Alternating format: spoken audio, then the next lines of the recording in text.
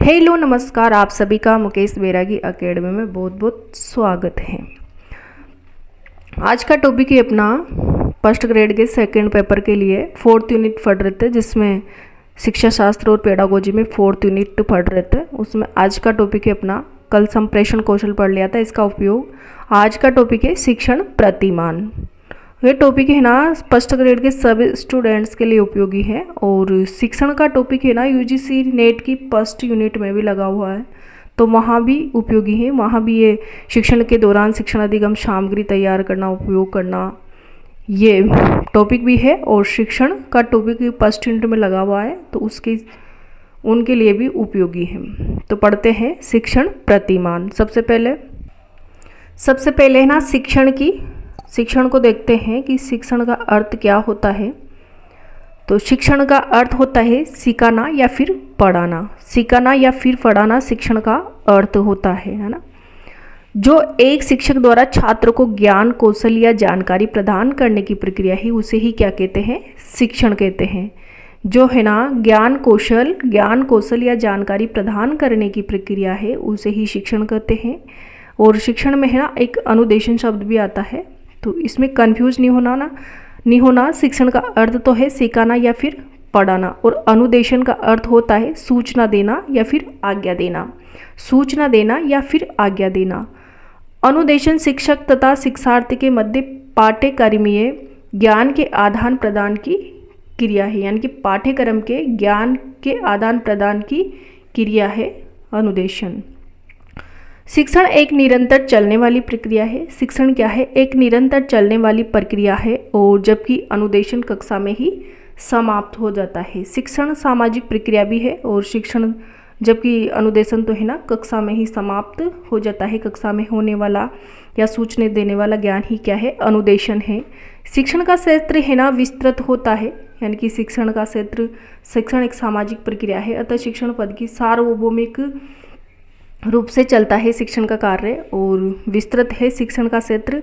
अनुदेशन का क्षेत्र है ना सीमित होता है, यानी कि पाठ्यक्रम, इसका उद्देश्य पाठ्यक्रम का पूर्ण करना ही होता है। अनुदेशन का क्षेत्र सीमित होता है और इसका उद्देश्य पाठ्यक्रम को पूर्ण करना है। शिक्षण में है ना ज्ञानात्मक, भावात्मक और तथा क्रियात्मक तीनों ही पक्ष शामिल होते हैं। शिक्षण में ज्ञानात्मक, भावात्मक और क्रियात्मक तीनों ही पक्ष शामिल होते हैं, जबकि अनुदेशन में है ना ज्ञान प्राप्ति तक ही सीमित होता है अनुदेशन। तो इसमें अंतर डिफरेंस समझ लेना। शिक्षण में 3 चर होते हैं। स्वतंत्र चर इसमें शिक्षक होता है, और आश्रित या परतंत्र चर छात्र होते हैं, और हस्तक्षेप या मध्यस्थ चर है ना पाठ्यक्रम होता है। तो चर कितने होते हैं? इसमें 3 चर होते हैं। स्वतंत्र चर शिक्षक, और आश्रित या परतंत्र चर छात्र, और हस्तक्षेप या मध्यस्थ चर पाठ्यक्रम, 3 चर होते हैं। एक बार है ना शिक्षण की विशेषताओं को देखते हैं कि एक उत्तम शिक्षण में कौन कौन सी विशेषताएं होती हैं।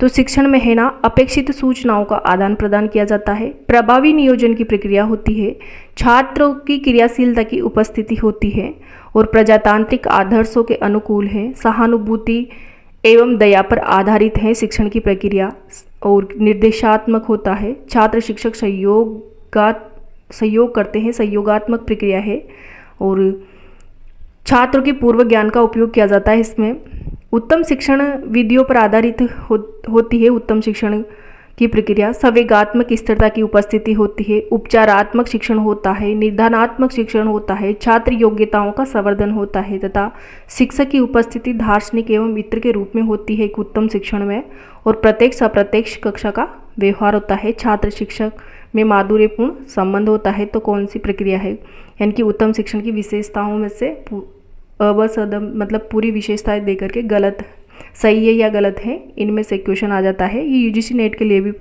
इम्पोर्टेंट है। शिक्षण की अगर परिभाषाएं आए तो जैसे मैंने है ना कीवर्ड लिख रखे हैं ओनली।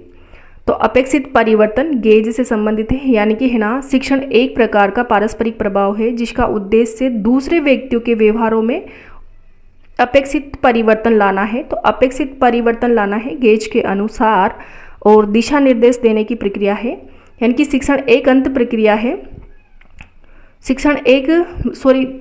दूसरों को सिखाने के लिए दिशा निर्देश देने एवं अन्य प्रकार के उन्हें निर्देशित करने की प्रक्रिया ही शिक्षण है। तो ये किसके अनुसार है? दिशा निर्देश देने की प्रक्रिया है शिक्षण, तो रिहांस के अनुसार है। अंत प्रक्रिया है, यानी कि शिक्षण एक अंत प्रक्रिया है जिसमें मुख्य कक्षा वार्ता होती है जो शिक्षक एवं छात्रों के मध्य कुछ परिभाषित की जा सकने वाली क्रियाओं के माध्यम से गठित होती है। यानी कि शिक्षण एक अंत प्रक्रिया से संबंधित परिभाषा आए तो ये एडम्ड एमिडोन के अनुसार है और आत्म संबंध मोरिसन, यानी कि शिक्षण एक परिपक्व तथा कम परिपक्व व्यक्ति के मध्य आत्म संबंध है जहां कम परिपक्व को शिक्षा की ओर अग्रसित किया जाता है। आत्म संबंध से संबंधित कीवर्ड आए तो मोरिसन का है। और एक व्यक्ति दूसरे व्यक्ति को ज्ञान कौशल, यानी कि शिक्षण एक ऐसी प्रक्रिया है जिसमें एक व्यक्ति दूसरे व्यक्ति को ज्ञान कौशल तथा अभिरुचियों को सिखाने या प्राप्त करने में सहायता प्रदान करता है। तो ये वर्ल्ड बुक एनसाइक्लोपीडिया के अनुसार परिभाषा एक बार सुन लेना है ताकि परिभाषा आ जाए इससे संबंधित, तो क्वेश्चन गलत ना हो। शिक्षण की प्रकृति को देखते हैं, यहाँ से भी क्वेश्चन आ सकता है। तो शिक्षण की प्रकृति है ना, एक अंत क्रिया होती है। शिक्षण की प्रकृति कैसी होती है? शिक्षण एक अंत क्रिया होती है, एक सामाजिक प्रक्रिया होती है। शिक्षण में व्यावसायिक प्रक्रिया के माध्यम से पूरी की जाती है। शिक्षण एक स्वदेशीय प्रक्रिया है, विकासात्मक प्रक्रिया है, संप्रेषण की प्रक्रिया है शिक्षण, और आमने सामने होने वाली प्रक्रिया है, पेस टू पेस एक्टिविटी होने वाली है, उपचारात्मक है, तार्किक क्रिया है।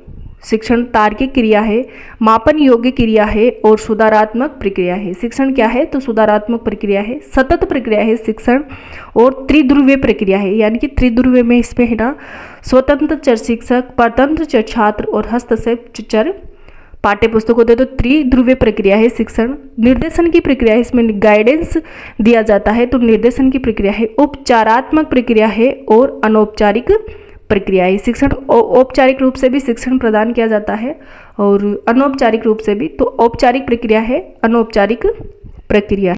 शिक्षण के प्रकार देखते हैं, तो शिक्षण है ना उद्देश्यों के आधार पर है ना, शिक्षण को उद्देश्यों के आधार पर 3 भागों में बांटा जा सकता है, जैसे ज्ञानात्मक, कॉग्निटिव, भावात्मक, अफेक्टिव और मनोगत्यात्मक। शिक्षण है ना ज्ञानात्मक, भावात्मक और मनोगत्यात्मक, ये शिक्षण अधिगम का भी टॉपिक है। तो वहाँ से क्वेश्चन आ सकता है कि ज्ञानात्मक में कौन कौन से हैं, भावात्मक में कौन कौन से और मनोगत्यात्मक में कौन कौन से हैं। ज्ञानात्मक में है ना कौन कौन से बिंदु है ज्ञानात्मक में? तो जैसे ज्ञान, इसमें क्रम याद रखना है, क्रम आता है। और ज्ञान, बोध, प्रयोग, विश्लेषण, संश्लेषण और मूल्यांकन। सबसे पहले ज्ञान प्रदान किया जाता है, फिर उसका बोध, फिर प्रयोग, फिर विश्लेषण, फिर संश्लेषण, मूल्यांकन, है ना। और क्रियात्मक में है ना उद्दीपन और हस्तांतरण, नियंत्रण, समानीकरण, स्वाभाविकरण, आदत निर्माण, इनका क्रम याद रखना है। सबसे पहले क्रियात्मक में उद्दीपन, हस्तांतरण, नियंत्रण, समन्वयकरण, स्वाभाविकरण, आदत निर्माण। और भावात्मक में प्राप्त करना, फिर अनुक्रिया करना, फिर अनुमूल्यन करना, संप्रेय निर्माण, संप्रत्यय निर्माण, व्यवस्थापन और चरित्र निर्माण। ये याद रखना है, क्रम याद रख लेना है एक बार। ज्ञान, बोध, प्रयोग, विश्लेषण, संश्लेषण और मूल्यांकन ज्ञानात्मक उद्देश्यों पे आता है। और उद्दीपन, हस्तांतरण, नियंत्रण, समन्वयकरण, स्वाभाविकरण, आदत निर्माण क्रियात्मक में, और भावात्मक में प्राप्त करना, अनुक्रिया, अनुमूल्यन, संप्रत्यय, व्यवस्थापन, चरित्र निर्माण। यहाँ से क्वेश्चन आ सकता है, फर्स्ट ग्रेड में भी आ सकता है और यूजीसी नेट में भी आ सकता है। शिक्षण के स्तर के आधार पर इसके प्रकार देखते हैं, जैसे स्मृति स्तर यानी कि मेमोरी लेवल, और अवबोध स्तर और चिंतन स्तर। ये स्तर अभी पढ़ेंगे, ये शिक्षण प्रतिमान के अंतर्गत इम्पोर्टेंट टॉपिक है। यहाँ से क्वेश्चन जरूर आएगा और नेट में भी आएगा, दोनों में ही आएगा, फर्स्ट ग्रेड और नेट। शासन प्रणाली के आधार पर है ना शिक्षण 3 प्रकार का होता है, जैसे निरंकुश शिक्षण, प्रजातांत्रिक शिक्षण और हस्तक्षेप शिक्षण। शासन प्रणाली के आधार पर 3 प्रकार का होता है, निरंकुश शिक्षण, प्रजातांत्रिक शिक्षण और हस्तक्षेप शिक्षण। स्वरूप के आधार पर भी 3 प्रकार का होता है, वर्णनात्मक शिक्षण, निदानात्मक शिक्षण, उपचारात्मक शिक्षण। शिक्षण स्वरूप के आधार पर भी शिक्षण 3 प्रकार का होता है, वर्णनात्मक, निदानात्मक, उपचारात्मक। वर्णनात्मक, निदानात्मक, उपचारात्मक शिक्षण स्वरूप के आधार। शैक्षिक क्रियाओं के आधार पर भी 3 प्रकार का होता है, प्रस्तुतिकरण, प्रदर्शन और क्रिया। प्रस्तुतिकरण, प्रदर्शन और क्रिया के आधार पर शैक्षिक क्रियाओं के आधार पर 3 प्रकार का होता है शिक्षण। शैक्षिक प्रबंधन व्यवस्था के आधार पर भी 3 प्रकार का होता है, औपचारिक, अनौपचारिक और निश्चारित्र, यानी कि फॉर्मल, नॉन फॉर्मल और इनफॉर्मल। शैक्षिक प्रबंधन व्यवस्था के आधार पर भी 3 प्रकार का होता है, औपचारिक फॉर्मल, अनौपचारिक नॉन फॉर्मल और निश्चारित्र इनफॉर्मल, याद रखना है। शिक्षण को प्रभावित करने वाले कारक है, जैसे शिक्षण को प्रभावित करने वाले कारक देखते हैं। जैसे शिक्षण को है ना, शिक्षण नियोजन प्रभावित करता है, शिक्षण की व्यवस्था प्रभावित करती है, शिक्षण का प्रवाह कैसा प्रवाह है, और शिक्षण सहायक सामग्री जो इसमें फर्स्ट ग्रेड के टॉपिक में लगी हुई है शिक्षण सामग्री। आगे देखते हैं इसको। शिक्षण अनुदेशन की प्रक्रिया, अनुदेशन की प्रक्रिया कैसी है, शिक्षण का व्यवहार, शिक्षक का व्यवहार कैसा है, शिक्षण कौशल कैसा है, और शिक्षण आव्यूह रचना यानी कि विषय वस्तु की जो रचनाएं की जाती है वह कैसी है। ये सभी ही ना शिक्षण को प्रभावित करने वाले कारक है। शिक्षण नियोजन, शिक्षण की व्यवस्था, शिक्षण प्रवाह, शिक्षण सहायक सामग्री और शिक्षण अनुदेशन की प्रक्रिया और शिक्षक व्यवहार, शिक्षण कौशल, शिक्षण आव्यूह रचनाएं। अब देखते हैं आगे शिक्षण के स्तर या फिर शिक्षण के उपागम। जो इसके 3 स्तर बताए गए हैं शिक्षण के, हरबट्ट यानी कि स्मृति स्तर, बोध स्तर और चिंतन स्तर। इसको उपागम भी बोलते हैं इस तरह को। तो शिक्षण के इस तरह को है ना 3 उपागम में बांटा गया है, जैसे हरबट्ट शिक्षण उपागम, मोरिसन शिक्षण उपागम और हंट शिक्षण उपागम। उपागम क्या होते हैं यानी कि शिक्षण के स्तर क्या होते हैं, तो शिक्षण प्रक्रिया में सुधार लाने के उद्देश्य से, शिक्षण की प्रक्रिया में सुधार लाने के उद्देश्य से की प्राप्ति के लिए जो तरीका या तकनीक अपनाई जाती है उसे ही उपागम कहते हैं। जो तरीका अपनाया जाता है शिक्षण में, अधिगम में सुधार लाने की प्रक्रिया से जो तरीका अपनाया जाता है, तकनीक अपनाई जाती है, उसे ही क्या कहते हैं, तो उसे ही उपागम कहते हैं। शिक्षण के इस स्तर के आधार पर सबसे पहले हरबट्ट का शिक्षण उपागम। तो हरबट्ट का शिक्षण उपागम है ना, इसको स्मृति स्तर भी कहा जाता है और ये प्राथमिक स्तर के लिए उपयोगी है। कौन से स्तर के लिए उपयोगी है, तो प्राथमिक स्तर के लिए उपयोगी, याद रखना है। इसमें है ना तथ्यों का ज्ञान प्रदान किया जाता है। क्या, तो तथ्यों का ज्ञान प्रदान किया जाता है, सीखे हुए तथ्यों को याद कराया जाता है और सीखे हुए ज्ञान का प्रत्यास्मरण कर फिर से प्रस्तुत करना होता है। सीखे हुए ज्ञान का प्रत्यास्मरण कर पुनः प्रस्तुत किया जाता है। शिक्षक अधिक सक्रिय होता है, यानी कि स्मृति स्तर में है ना शिक्षक अधिक सक्रिय होता है। इसमें है ना अधिगम की 4 अवस्थाएं प्रस्तुत की जाती है, जैसे है ना धारणा, अधिगम, फिर धारणा, प्रत्यास्मरण और प्रत्याभिज्ञान। सबसे पहले अधिगम की प्रक्रिया की जाती है, यानी कि कोई कार्य होता है या कोई टॉपिक होता है तो पहले उस टॉपिक को सीखा जाता है। जो विषय वस्तु जितनी सार्थक होती है उसको याद उतनी ही सरलता से किया जा सकता है, यानी कि विषय वस्तु अगर सार्थक होगी तो उसको सरलता से सीखा जा सकता है। पहले तो किसी भी विषय वस्तु को सीखा जाता है। किसी भी विषय वस्तु को सीखने के बाद में है ना धारणा क्या होती है, तो जो सीखी जाती है ना उसको स्मरण किया जाता है। स्मरण की हुई कोई भी विषय वस्तु हो, सामग्री होती है ना, वो धारणा, यानी कि जो अधिगम की प्रक्रिया में कोई भी विषय वस्तु सीखी जाती है, स्मरण की जाती है, वही प्रक्रिया क्या कहलाती है, तो धारणा कहलाती है। और प्रत्यास्मरण क्या होता है, किसी भी विषय वस्तु को पहले से सीखा जाता है और फिर धारण किया जाता है और फिर धारण करने के बाद में है ना उसको वापिस चेतना स्तर पर लाया जाता है दोबारा से। तो चेतना स्तर पर लाने वाली क्रिया को ही क्या कहते हैं, प्रत्यास्मरण क्या किया जाता है। प्रत्यास्मरण है ना सुखद अनुभव सरलता से याद हो जाते हैं, यानी कि अच्छी चीज़ें सरलता से याद हो जाती है और दुखद अनुभव हम प्रत्यास्मरण नहीं कर पाते हैं, करना भी नहीं चाहते हैं। और प्रत्याभिज्ञान क्या होता है, जो प्रत्याभिज्ञान है ना, जो पहले देखी गई वस्तु या विषय वस्तु, यानी कि जो पहले देखी गई विषय वस्तु होती है ना उसे पहचान लिया जाता है।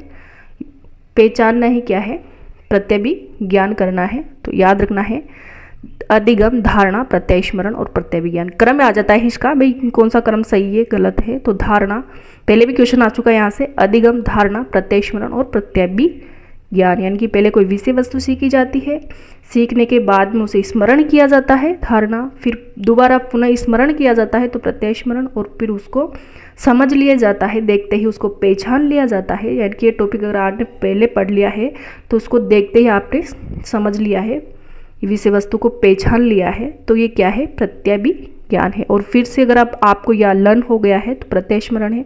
अगर आप लर्न कर रहे हो तो धारणा है, और कोई सीख रहे हो, सीखने के बाद में आपके स्मरण में आता है तो वह क्या है, धारणा है। और कोई टॉपिक सीख रहे हो तो ये अधिगम है। अगला है मोरिसन का शिक्षण उपागम, जो बोध स्तर है, बोध स्तर भी से कहा जाता है, माध्यमिक स्तर के लिए उपयोगी है और स्मृति व चिंतन स्तरों के बीच की कड़ी है, यानी कि स्मृति व चिंतन चिंतन स्तर के बीच की कड़ी है बोध स्तर, और इसमें नियमों को समझने व उनका प्रयोग करने व व्याख्या करने आदि की क्षमता उत्पन्न की जाती है। इसमें तो लर्न कराया जाता है, रटाया जाता है, तथ्यों को याद कराया जाता है, और इसमें बोध स्तर में समझाने पर ध्यान दिया जाता है। ये माध्यमिक स्तर के बच्चों के लिए उपयोगी है, और रटने की अपेक्षा इसमें समझने पर बल दिया जाता है। इसमें शिक्षक और छात्र दोनों ही सक्रिय रहते हैं। स्मृति स्तर में तो ओनली शिक्षक सक्रिय, अधिक सक्रिय रहते हैं, छात्र निष्क्रिय रहते हैं, और बोध स्तर में है ना दोनों ही सक्रिय रहते हैं। हंट का शिक्षण स्तर उपागम, यानी कि इसको चिंतन स्तर भी कहते हैं। ये उच्च माध्यमिक वाले स्टूडेंट्स के लिए उपयोगी है, उच्च माध्यमिक स्टूडेंट्स आपके लिए उपयोगी है, जैसे फर्स्ट ग्रेड वालों के लिए। तो इसमें समस्या समाधान की क्षमताओं का विकास करना इसका उद्देश्य है। समस्याओं का समाधान किया जाता है, इसमें क्षमताएं विकसित की जाती है। विद्यार्थियों में स्वतंत्र तथा मौलिक चिंतन व आलोचनात्मक सृजनात्मक चिंतन का विकास किया जाता है। आप आलोचनात्मक चिंतन कर सकते हो, सृजनात्मक कर सकते हो। तो आप आलोचनात्मक चिंतन और सृजनात्मक चिंतन करने का विकास किया जाता है किसमें, हंट शिक्षण में। और छात्र अधिक क्रियाशील रहते हैं, वह शिक्षक इसमें शिक्षण नहीं है, शिक्षक है, तो शिक्षक इसमें गौण रहता है, गौण रहते हैं शिक्षक, और छात्र इसमें अधिक क्रियाशील रहते। तो समझ में आ गया होगा आपके, हर्बट शिक्षण उपागम, मोरिशन शिक्षण उपागम, हंट शिक्षण उपागम, स्मृति, बोध और चिंतन। याद रखना है, फर्स्ट ग्रेड के लिए बहुत इंपॉर्टेंट है। यहाँ से एक क्वेश्चन जरूर आएगा, और इन्हीं में से आएगा, इन विशेषताओं में से। पहले क्वेश्चन आ चुका है, उस पहले के क्वेश्चन के आधार पर बता रही हूँ। अगला टॉपिक है शिक्षण प्रतिमान। तो शिक्षण प्रतिमान यहाँ से ये है, फर्स्ट ग्रेड के सिलेबस में है शिक्षण प्रतिमान, लेकिन शिक्षण में से और शिक्षण के स्तरों में से क्वेश्चन आ सकता है, ये नहीं है कि वहाँ से क्वेश्चन नहीं आएगा। शिक्षण प्रतिमान है ना, शिक्षण प्रतिमान किसे कहते हैं, तो प्रतिमान किसी आदर्श के अनुरूप व्यवहार को ढालने की एक क्रिया है। या ढालने लिख रहा है, पहचान लेना, तो ढालने की एक प्रक्रिया है, यानी कि प्रतिमान किसी आदर्श के अनुरूप व्यवहार डालने की प्रक्रिया ही प्रतिमान है। इसके अर्थ को देखते हैं तो अंग्रेजी भाषा के मॉडल का हिंदी रूपांतरण है। प्रतिमान क्या है, प्रतिमान अंग्रेजी भाषा के मॉडल का हिंदी रूपांतरण है। शिक्षण के बारे में सोचने विचारने की एक रीति या ढंग ही शिक्षण प्रतिमान है। शिक्षण के बारे में सोचने विचारने की एक रीति या ढंग ही शिक्षण प्रतिमान है। विल्ड के अनुसार किसी विशेष आदर्श या प्रारूप के अनुरूप व्यवहार तथा क्रिया को रूप प्रदान करने की प्रक्रिया ही प्रतिमान है। विल्ड के अनुसार परिभाषा है, किसी विशेष आदर्श या प्रारूप के अनुरूप व्यवहार तथा क्रिया के रूप प्रदान करने की प्रक्रिया ही प्रतिमान है। पार्ल डी इगन के अनुसार, पार्ल डी इगन ने परिभाषा दी कि विशिष्ट अनुदेशनात्मक लक्ष्यों की प्राप्ति के लिए बनाई गई उपचारात्मक शिक्षण व्यू रचना ही शिक्षण प्रतिमान है। पार्ल डी के अनुसार, दोबारा देखते एक बार, विशिष्ट अनुदेशनात्मक तथ्यों की प्राप्ति के लिए बनाई गई उपचारात्मक शिक्षण व्यू रचना ही शिक्षण प्रतिमान है। बी आर जोइस के अनुसार है ना, शिक्षण प्रतिमान अनुदेशनात्मक प्रारूप होते हैं। ये उन विशिष्ट परिस्थितियों का उल्लेख करते हैं जिसमें छात्रों की अंतक्रिया इस प्रकार की हो ताकि उनके व्यवहार में परिवर्तन लाया जा सके। शिक्षण प्रतिमान अनुदेशनात्मक प्रारूप होते हैं, उन विशिष्ट परिस्थितियों का उल्लेख करते हैं जिसमें छात्रों की अंतक्रिया इस प्रकार की हो ताकि उनके व्यवहार में परिवर्तन लाया जा सके। शिक्षण के तत्व देखते हैं आगे। शिक्षण प्रतिमान के मूल तत्व देखते हैं। सबसे पहले लक्ष्य है, यानी कि उद्देश्य, फोकस। और लक्ष्य या उद्देश्य या फोकस, इसको केंद्र बिंदु भी कहा जाता है, यानी कि किसी भी शिक्षण के या कोई भी शिक्षण हो, उसका कोई ना कोई उद्देश्य जरूर होता है, कोई ना कोई उद्देश्य या केंद्र बिंदु होता है, उसको ध्यान में रखकर ही उसे शिक्षण कराया जाता है। और शिक्षण का उद्देश्य ही क्या है, यानी कि शिक्षण के उद्देश्य ही शिक्षण प्रतिमानों के उद्देश्य हैं। तो इस शिक्षण के उद्देश्य के रूप में भी देख सकते हैं इनको। शिक्षण के उद्देश्य ही शिक्षण प्रतिमानों के उद्देश्य, कोई ना कोई उद्देश्य जरूर होता है प्रत्येक शिक्षण का, तो इसे केंद्र बिंदु या फोकस भी कहते हैं। अगली है जैसे संरचना, सेंटेक्स। तो संरचना है ना, इसके अंतर्गत शिक्षण की समस्त क्रियाओं को इस प्रकार व्यवस्थित किया जाता है, यानी कि व्यवस्थित क्रिया होती है संरचना में, इस प्रकार व्यवस्थित किया जाता है ताकि सीखने की उन परिस्थितियों का जन्म दिया जा सके और उद्देश्यों में सहायक हो। यानी कि संरचना के अंतर्गत सीखने की सीखने की क्रिया हो, युक्तियों तथा विद्यार्थी शिक्षक के बीच अंत क्रिया को इस प्रकार व्यवस्थित किया जाता है ताकि शिक्षण का उद्देश्य सफलतापूर्वक प्राप्त किया जा सके। और इस प्रकार संरचना में शिक्षण प्रक्रिया क्रम से चलती है, यानी कि संरचना में शिक्षण प्रक्रिया है ना क्रम से चलती है। सामाजिक प्रणाली सोशल सिस्टम क्या होता है? सामाजिक प्रणाली शिक्षण प्रतिमान के उद्देश्य के अनुसार तय होती है। शिक्षण प्रतिमान के अनुसार यानी कि उद्देश्यों के अनुसार ही सामाजिक प्रणाली तय होती है। अध्यापक तथा छात्र के बीच किस प्रकार के संबंध आवश्यक है, इसका निर्धारण इस सामाजिक प्रणाली के द्वारा ही किया जाता है। और सामाजिक प्रणाली है ना शिक्षण तथा छात्र की अंत क्रिया के द्वारा होती है। तो सामाजिक प्रणाली में शिक्षण और छात्र की अंत क्रिया और शिक्षक और छात्र के संबंध का निर्धारण किया जाता है। अगली है मूल्यांकन प्रणाली।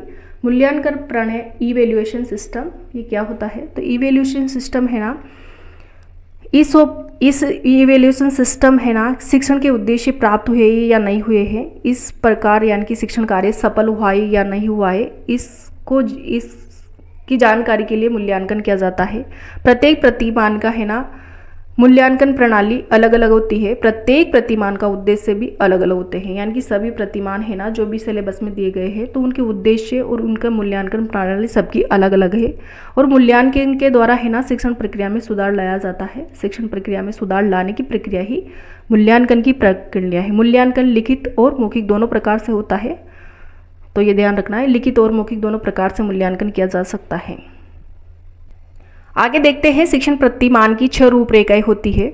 शिक्षण प्रतिमान की कितनी क्रियाएं होती है तो 6 क्रियाएं होती है। सबसे पहले निष्पत्ति को व्यवहार की रूप देना, यानी कि निष्पत्ति को व्यवहारिक रूप देना। फिर उद्दीपन का चयन करना, क्रम याद रखना है ना इसका, निष्पत्ति को व्यवहार रूप देना, उद्दीपन का चयन करना, परिस्थितियों का विशेषीकरण करना, मानक व्यवहार का निर्धारण करना, अंत क्रिया विश्लेषण करना और व्यवहार संशोधन करना। निष्पत्ति को व्यवहार रूप देना, उद्दीपन का चयन करना, परिस्थितियों का विशेषीकरण करना, मानक व्यवहार का निर्धारण करना, अंत क्रिया विश्लेषण करना और व्यवहार संशोधन करना। आगे है शिक्षण प्रतिमानों का महत्व। क्या महत्व है शिक्षण प्रतिमानों का? तो शिक्षण को प्रभावशाली बनाने में सहायक होते हैं शिक्षण प्रतिमान। शिक्षण को प्रभावी बनाने में सहायक होते हैं, विशिष्ट उद्देश्यों की प्राप्ति में सहायक होते हैं। ये अनुदेशन के आधार होते हैं शिक्षण के प्रतिमान। अनुसंधान कार्यों में सहायक होते हैं और शिक्षण प्रतिमान में ऐसी नीतियों, युक्तियों, प्रविधियों का प्रयोग किया जाता है जो छात्रों के व्यवहार में परिवर्तन में सहायक है। उचित शैक्षिक वातावरण तैयार करने में भी सहायक है शिक्षण के प्रतिमान। शिक्षक व शिक्षार्थी के बीच अंत क्रिया में सहायक होते हैं। शिक्षक व शिक्षार्थी के बीच अंत क्रिया में सहायक होते हैं शिक्षण के प्रतिमान। ये संपूर्ण शिक्षण प्रक्रिया का ब्लूप्रिंट होते हैं। शिक्षण के प्रतिमान संपूर्ण शिक्षण प्रक्रिया का ब्लूप्रिंट होते हैं। शिक्षण सिद्धांतों के निर्माण में भी सहायक होते हैं। मूल्यांकन के लिए मानदंड या कसौटी का कार्य करते हैं। मूल्यांकन के लिए मानदंड या कसौटी का कार्य भी करते हैं शिक्षण के प्रतिमान। शिक्षण के प्रतिमान बहुत इंपॉर्टेंट है। तो यह है आज का टॉपिक शिक्षण प्रक्रिया, यानी कि शिक्षण और शिक्षण के प्रतिमान। तो वीडियो देखने के लिए आपको बहुत बहुत धन्यवाद। अगर आप चैनल में नए हो तो सबसे पहले चैनल को सब्सक्राइब करो ताकि इस प्रकार के वीडियो आपको मिलते रहे, और वीडियो को लाइक भी करें, शेयर भी करें और कमेंट बॉक्स में कमेंट भी करें कि टॉपिक आपको कैसा लगा है। तो वीडियो देखने के लिए बहुत बहुत धन्यवाद। आगे बढ़ेंगे, जैसे अग्रिम व्यवस्थापक, प्रतिमान, संप्रत्यय, संप्राप्ति, सूचना प्रक्रिया, ये टॉपिक आगे पढ़ेंगे।